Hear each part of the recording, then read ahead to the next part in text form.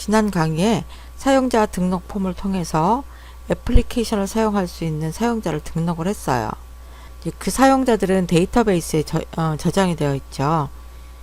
그래서 애플리케이션을 시작하기 전에 누군가가 애플리케이션 주소로 접속을 했을 때 로그인 할 수 있도록 처음에 로그인 화면을 띄울 텐데요.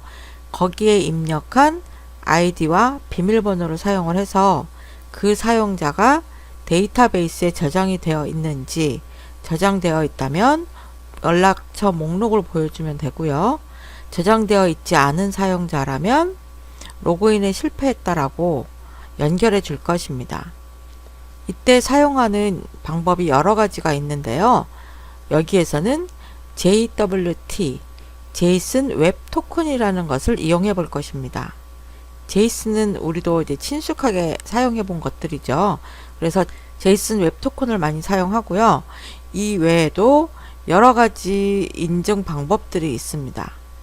우선 이 JWT가 어떻게 생긴 건지 이걸 한번 보도록 할게요. 이 JWT를 보면 형태가 크게 세 가지 요소로 나뉘어져 있어요. 마침표를 기준으로 해서 맨 앞부분을 헤더라고 합니다. 이 헤더에는 이 토큰이 어떤 알고리즘을 사용을 해서 이렇게 암호화 시켰는지가 나옵니다. 그리고 가운데 있는 내용은 페이로드라고 해서 실제 암호화된 내용, 그러니까 우리가 로그인 하겠다고 보낸 내용들이 가운데 들어가게 됩니다. 이 부분을 페이로드라고 해요. 마지막에는 이제 서명이 오게 되는데 이건 이제 흔히 비밀키라고 생각을 하시면 됩니다. 내가 이 토큰을 사용할 수 있는 사람인지 아닌지를 비밀키를 확인하는 거예요. 자, JWT라는 토큰을 사용을 해서 어떤 순서로 사용자를 인증하는지 한번 간략하게 보도록 하겠습니다. 클라이언트 창에서 로그인 폼에 아이디하고 비밀번호를 넣고 로그인 버튼을 누르면 이게 요청이 가겠죠. 서버로 요청이 갑니다. 그럼 서버에서는 사용자를 확인을 해요. 이게 데이터베이스에 있는 사람인지 아닌지를 확인을 하고, 만일 데이터베이스에 있는 사용자라면 토큰을 발급을 해줍니다. 아까 JWT를 사용을 해서 토큰을 발급하면서 이 사용자는 우리 데이터베이스에 있는 사람이다. 그래서 로그인이 됐다라고 토큰을 발급을 해주면 클라이언트, 즉 브라우저 창에 토큰이 저장이 돼요. 어디에 저장이 되냐면 쿠키라는 형태로 저장이 됩니다. 쿠키라는 것은 웹사이트에 사용자가 접속했을 때 그 사이트에서 사용자 컴퓨터로 보내는 조그만 텍스트 조각이에요. 이 사용자가 이 사이트에 몇 번 접속했는지, 어느 위치에서 접속을 했는지, 또는 그 외에 여러 정보들을 텍스트 형태로 만들어서 웹브라우저에 저장을 해놓게 돼요. 그래서 다시 그 사용자가 그 사이트에 다시 접속을 하면 쿠키 정보를 가져다가 쓰는 거죠. 이 JWT 토큰 역시 클라이언트로 넘겨지면서 쿠키에다 저장이 됩니다. 이미 로그인이 된 상태라는 걸 이제 토큰에 저장해 놨습니다. 그래서 사용자가 나 연락처 목록을 보여줘 하고 다시 서버로 요청을 보내겠죠. 근데 이 서버 요청을 보낼 때 쿠키를 막 뒤져가지고 토큰이 있는지 보고 그 토큰을 함께 서버로 보내게 됩니다. 여기 토큰을 보내주죠. 그러면 서버에서는 그 토큰이 내가 발급한 토큰이 맞는지 확인하고 맞다라면 이 사용자가 인증된 사용자이므로 응답할 때 걔는 로그인 됐어, 인증받은 애야 하고 연락처 목록을 보여주는 응답을 보내게 됩니다. 대략 그림이 그려지시나요? 그러니까 처음 로그인 요청하고 사용자 확인해서 서버에서 클라이언트로 토큰을 발급해준다. 그러면 클라이언트는 그걸 가지고 있다가 사용자 인증이 필요한 요청을 보낼 때마다 토큰을 같이 보낸다. 이렇게 생각하시면 됩니다.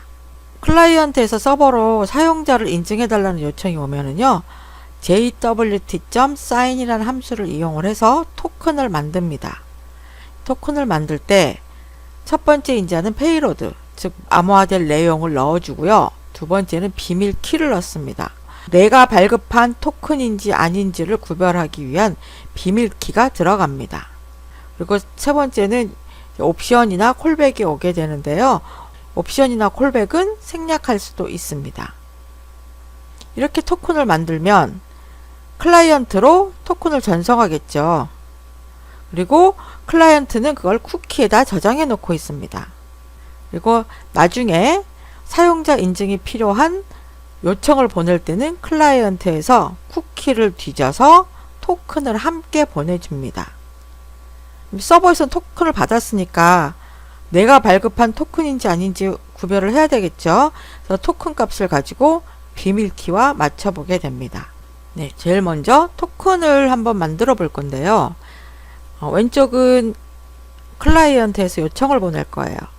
아이디와 비밀번호를 입력해서 로그인을 눌러서 서버 쪽으로 보내게 됩니다. 그럼 서버 쪽에서는 토큰을 만들기 전에 오른쪽과 같은 과정을 거쳐야 되겠죠.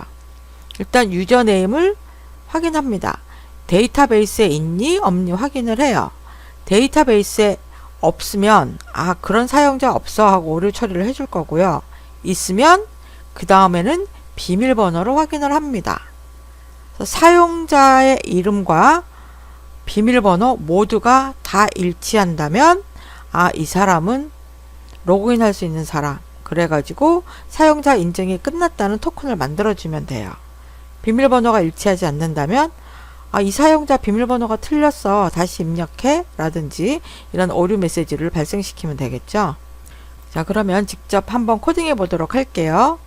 코딩에 앞서서 우리가 JSON 웹 토큰이라는 모듈을 사용을 해야 되고, 쿠키에서 토큰을 가져와야 하기 때문에 쿠키 정보를 읽어주는 쿠키 파서라는 모듈도 설치를 해줘야 됩니다. VS 코드로 와서 터미널 창에 서버가 실행 중이라면 일단 종료를 시켜주시고요. 두 개의 모듈을 설치해 주세요. 네, 이렇게 쿠키 파서와 JSON 웹 토큰 두 개의 모듈을 설치를 해주세요. 그럼 이제 한번 코딩을 해볼게요. 먼저 JSON 웹 토큰은 헤더와 페이로드와 서명, 비밀키 이렇게 세 가지 요소로 구성된다고 했죠. 그래서 비밀키가 있어야 돼요. 비밀키는 뭐 꼭 특별한 내용이어야 되는 건 아니고 서버가 내가 발행한 토큰이었는지 아닌지만 확인할 용도로 쓰기 때문에 어떤 내용을 사용해도 상관이 없습니다. 하지만 외부로 드러나면 안 돼요. 그래서 얘네들은 .env 파일에다가 환경 변수로 보통 넣어놓고 가져다가 사용을 합니다. JWT 이렇게 해서 JWT에서 사용할 비밀키라고 해볼게요. 저는 1, 2, 3, 4, 5라는 숫자 5개만 사용해 보겠습니다. 값은 어떤 내용에도 상관없습니다. 자, 그러면 컨트롤러로 돌아와 볼게요. 로그인 controller.js로 돌아와서 env 파일에서 아까 환경 변수를 가져와야 되기 때문에 .env를 실행을 해줘야 되겠죠.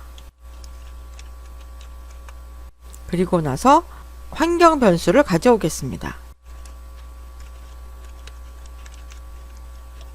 네, 이렇게 하면 .env 파일에 있던 JWT 시크릿이라는 환경 변수 값을 가져와서 JWT 시크릿이라는 변수에다가 할당을 해주게 됩니다. 그리고 JSON 웹 토큰도 가져올게요.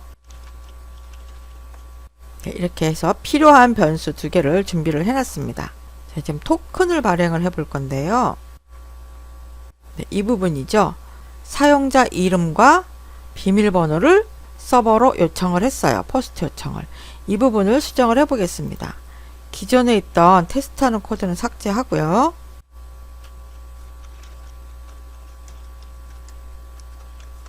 네, 이렇게 작성하면 사용자 이름을 이용을 해서 데이터베이스에서 찾아오는 겁니다.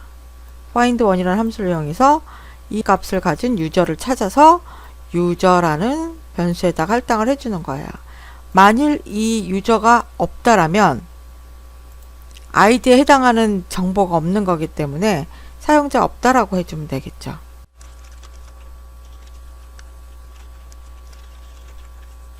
자, 사용자가 있다면, 즉 사용자 이름에 해당하는 정보가 있다면 그 다음 할 일은 뭐였었죠? 비밀번호를 비교를 해야 됩니다. 데이터베이스에 저장된 비밀번호와 사용자가 로그인 폼에다가 입력해서 보낸 비밀번호 두 개를 비교를 해줄 거예요. 자, bcrypt 모듈에서 compare 함수를 이용을 해서 두 개의 비밀번호를 비교해 줬습니다. 만일 is match가 false라면, 즉 맞지 않는다라면 비밀번호가 틀렸어 라고 얘기를 해주면 되고, 네, 그렇지 않다면 이제부터 토큰을 만들어 주면 됩니다. jwt.sign이란 함수를 이용해서 토큰을 만들 건데요. 토큰에 어떤 내용이 들어갈 거냐면 id 값이 들어갈 거예요. 이 id 값은 데이터베이스에 있는 유저의 id를 사용해서 id 값을 토큰에다가 넣어줄 겁니다. id만 있으면 그 사용자를 바로 확인할 수가 있으니까 그렇죠. 그리고 이 토큰이 내가 발급한, 내 서버에서 발급한 토큰인지 알 수 있도록 비밀키를 같이 넣어줍니다. 네, 이렇게 하면 토큰이 만들어졌어요. 그래서 이 토큰을 그대로 서버에 가지고 있는 게 아니라 클라이언트의 쿠키에다가 저장을 한다고 했으니까 응답에다가 담아서 보내주도록 하겠습니다. 네, 이렇게 하면 쿠키에 담아서 보낼 수 있어요. 그러니까 쿠키를 만드는 함수고요.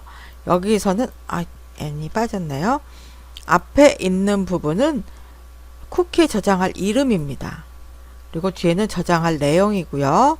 여기 옵션 HTTP only true라는 것은 HTTP 프로토콜을 통해서만 접속할 수 있도록 하는 방법입니다. 이렇게 해서 쿠키에도 저장을 해줬어요. 그럼 로그인이 다 끝난 상태니까 화면이 어디로 이동을 하면 좋을까요? 로그인 화면에서 바로 전체 연락처 보여주는 화면으로 이동을 하면 되겠습니다. 리다이렉트 콘택트 해서 콘택트 경로로 바로 get 요청 보내도록 하면 될 것 같아요. 저장하고요. 자, 서버가 실행 중인지 확인하고 실행 중이 아니라면 실행시켜 주세요. 이제 현재 저는 지금 서버가 실행 중이니까 브라우저 창을 열고 로컬호스트로 접속을 해 보겠습니다. 자, 로그인 창이 나타나죠. 자, 여러분이 데이터베이스에 등록해 놓은 아이디와 비밀번호로 접속을 해 주세요. 로그인을 누르면 바로 연락처 목록으로 넘어갑니다. 이 말은 무슨 뜻이냐면 내가 입력한 정보가 사용자 데이터베이스에 들어 있었다. 그래서 비교해 봤을 때 아이디와 비번이 모두 일치해서 서버에서 토큰을 발행해 줬구나 라는 걸 알 수가 있습니다. 그러면 클라이언트에 정말 토큰이 저장이 되어 있을까요? 한번 확인해 보겠습니다. 자, 웹 개발자 도구창을 열고요. 여러 가지 탭 중에서 애플리케이션 탭을 눌러보세요. 왼쪽에 쿠키라는 항목이 있고 쿠키 항목 바로 밑에 현재 사이트 주소가 나옵니다. 여기를 클릭을 하면 우리가 아까 토큰이란 이름으로 저장하라고 했잖아요. 그 이름에 해당하는 값이 여기 있습니다. 이거 뭐죠? JWT 토큰. 쭉 내용을 보면 마침표를 기준으로 해서 3개의 영역으로 나뉘어진 걸 볼 수가 있습니다. 이거 우리는 내용을 잘 몰라요. 하지만 여기에는 알고리즘 헤더가 있고 페이로드가 있고 뒤에 비밀키가 있다 정도는 알 수가 있죠. 사용자를 인증한 다음에 서버에서 토큰을 만들어주고 그 토큰을 클라이언트로 보내서 쿠키에다 저장한다 라는 것을 알 수가 있습니다. 네, 이외에도 이 쿠키와 토큰을 이용을 해서 애플리케이션 안에서 계속 로그인을 체크할 수 있는 미들웨어도 만들 수 있어요. 그 미들웨어를 만드는 방법은 책에 자세히 설명해 놓았습니다. 참고하세요.